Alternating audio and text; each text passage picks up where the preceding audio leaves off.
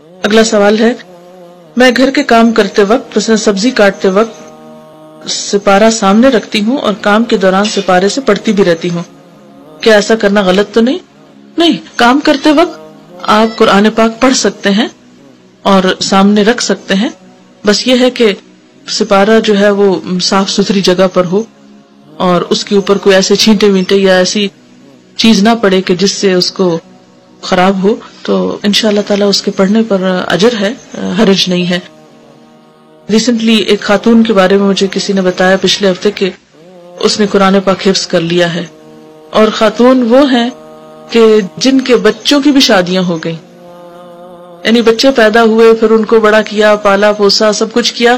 سب چلے گئے اپنے اپنے گھروں میں، تو ان کا دل نہیں لگتا، تو انہوں نے قرآن حفظ کرنا شروع کر دیا اور مکمل کر لیا۔ اور ان کا طریقہ کیا تھا؟ گاڑی میں ہوتی تو گاڑی میں سنتی، گاڑی میں پڑھتی، گھر میں ہوتی تو گھر میں پڑھتی، کام کرتی تو کام کے دوران، یعنی آل دا ٹائم انہوں نے اس کو پڑھتے پڑھتے پڑھتے اس کو پورا کر لیا۔ تو یہ وہی شخص کر سکتا ہے جو یعنی ہر موقع پر اس کو پڑھتا رہے۔ تیسرا سوال ہے، میں اکثر گھر میں جب کوئی نامحرم نہ ہو تو زبانی یا قرآن سے قرات کرتی ہوں اور اکثر سر پر دوپٹہ نہیں ہوتا، کیا ایسا کرنا غلط ہے؟